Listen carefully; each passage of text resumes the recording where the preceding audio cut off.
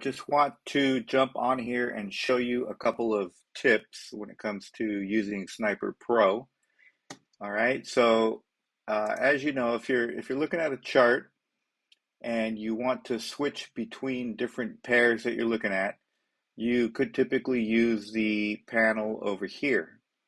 So one of the tricks is to open up multiple browsers, and that way you can flip through the different assets that you're looking at without having to, go back over here. And the reason that you might want to do that is because, maybe you have this sized up exactly how you want it, and you have the countdown timer on.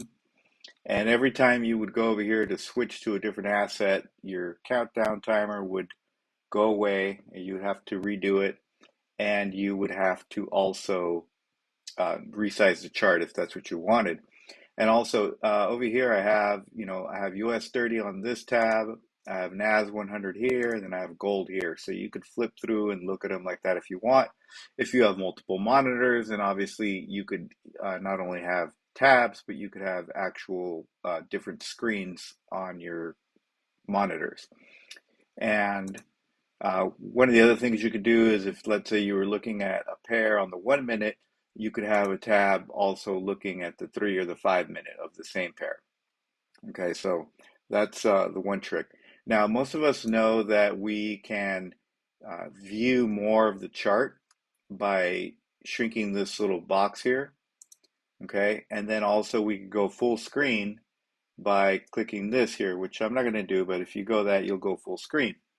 Okay, so one of the other tricks as well too, though, is if you are in this screen where you've shrunken this box or you're in full screen here, and you don't want to have multiple tabs, or you do have multiple tabs, you can also change your pair right on the screen. Okay, so if you just click anywhere on the screen, right now I'm on US 30, if I just type NAS 100 and hit enter, I immediately am taken to NAS 100.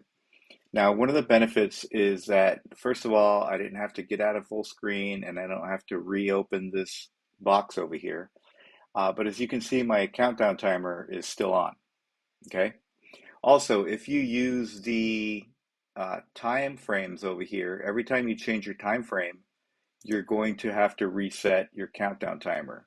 But if you use the time frames up here, you won't have to reset your timer. Okay. And then so right now I'm on NAS. If I wanted to go to gold, I could type XAUUSD and just hit enter. And now I'm on gold. Timer's still there. Okay.